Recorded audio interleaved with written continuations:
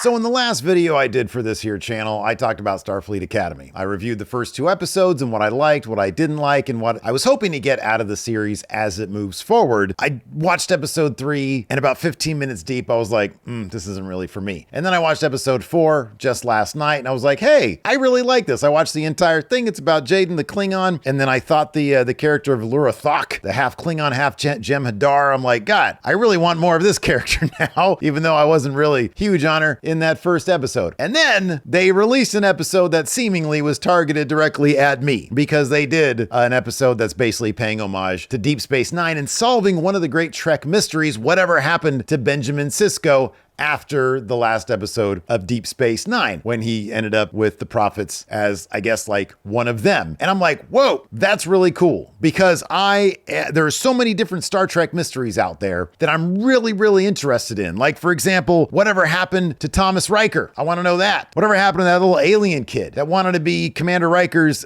kid? Whatever happened to those aliens, the episode Conspiracy, when they blew Remek's head off? I think they eventually, the writers turned them into the Borg instead. But whatever, I want to know more about those aliens. What's going on with that? But of course, what happened to Benjamin Sisko has always been on my mind since that Deep Space Nine finale. I was a huge Deep Space Nine fan back in the day. In my opinion, it's still like the best Star Trek there has been. Even if Next Generation is still like my favorite, I acknowledge that what they accomplished with Deep Space Nine was absolutely fantastic. The depth of their ensemble and how they were able to give so much depth to all the various characters in that ensemble to tell that huge story they did over the course of 7 seasons, I thought was absolutely magnificent. So I've always been a big Deep Space Nine fan, and I've always been a big fan of the character of Jake Sisko. The actor, Sarah Clofton, is, I think, around my age, and so as I was watching it while it was happening, like, we were probably around, obviously, the same age as well, and I always loved his character. He always played him so grounded and so wonderfully, and the relationship between him and Captain Sisko, Avery Brooks, I always loved the exploration of that relationship. And so in the finale, when Sisko sort of left, and I think he gave like his last final goodbye to his wife Cassidy instead of his son, that always kind of bothered me. I was like, oh, this is kind of heart-wrenching.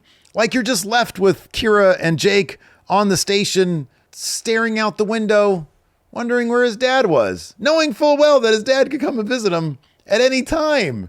And so I was always like, man, I really want some closure for this kid, because I've like grown up with him. I think Deep Space Nine debuted in what, like 93? And then it was probably 2000, I think. 99, 2000, when the series stopped. And so those were formative years for me as well. It's when I came up in high school. It's when I started going to college. I was on the cusp, I think, of graduating, or I had already graduated. I was about to graduate when the show ended. So yeah, that kid, I really sort of, in a weird parasocial way, I suppose, bonded with him through the series. And I've always wanted good things I remember the actor was on like a Showtime show, I think, about basketball. And then I haven't really heard much from him. I know he does a podcast about Star Trek, which is great. But I've always wanted more for Jake Sisko. I've always wanted to know. The finale of Deep Space Nine, by the way, it's both really good and really awful, because the storylines wrap up in a really satisfying way. But it always bothered me. In the end, they do this thing where they focus on each of the characters packing up and getting ready to move on. And they have like a little flashback sequence. And like, because the actress who played Jadzia Dax didn't like sign something, or they didn't want to pay her for like to show her footage or something, when Worf was going through his flashbacks and like they had totally gotten married, they didn't show her at all. It was horrible. I hated that so much. Those cheap bastards. So in this episode of Starfleet Academy, and yeah, I'm doing Starfleet Academy reviews back to back, but I do not intend this to be a Star Trek channel. In this episode of Starfleet Academy, the holographic character, photonic, I should say, Sam, is getting orders from her photonic bosses to basically figure out these organics, figure out these flesh beings, you can't say humans because there's all sorts of different alien races, and I guess that would be racist, but figure out the flesh people, the organics that they call them, the solids, if you will, and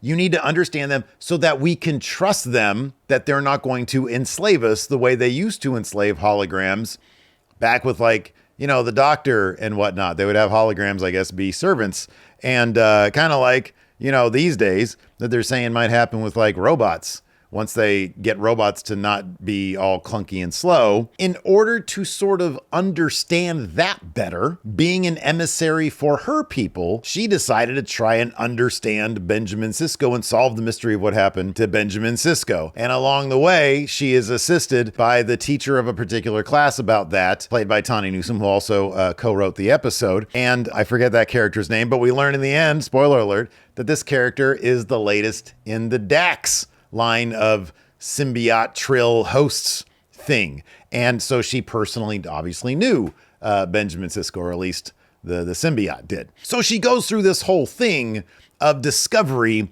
trying to figure out what happened to Benjamin Sisko. And along the way, she gets drunk, and they do this whole thing in a bar. And I'll be honest, some of the things about Starfleet Academy that I'm like, this really isn't up my alley. They really focus on like, Caleb like reprograms her so that she can get drunk.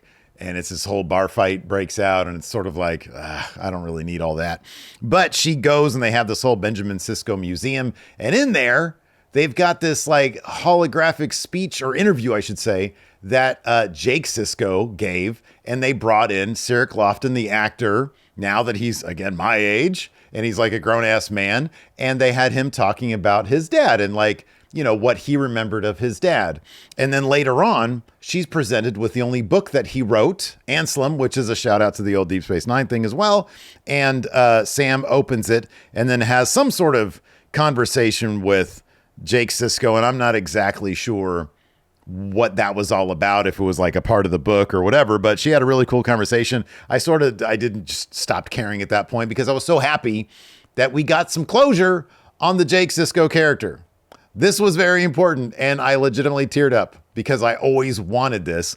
And he basically explained why what his dad did prepared him for his eventual life, and that he came to peace with all that. And he said, I've always felt that my dad, every moment in my life that has been significant, my dad has shared it with me. And he says, I don't have any evidence to suggest that, but I believe it to be true. And I'm thinking to myself, all the times that Ben Sisko was visited by the prophets, he couldn't do the same thing once to his son. That did kind of bother me. The fact that Jake found peace and took inspiration from his dad and felt his dad's presence and was then able to lead a happy, successful, productive life really brought closure to me at the ripe old age of way too old. So I really, really love this episode of Starfleet Academy. Like I said, there are still plenty of things about it where I'm like, modern Trek is gonna modern Trek. I just got to get sort of through it. But the emotional beats that they hit, I thought were still super powerful for me. And I was very, very happy to see. And at the very end, they had apparently a quote from something that Avery Brooks did. I guess he had a series of jazz/spoken word recordings. He gave, because he retired like 15 years ago, he gave permission to the Star Trek producers to use a small quote at the end of the episode. And then the episode, it had like a little card that said, "Thank you, Avery." It was a very, very heartfelt, genuine homage/remembrance, even though he's still alive, of Avery Brooks and what he contributed to Star Trek. So I thought it was thoroughly awesome. I thought the episode was great.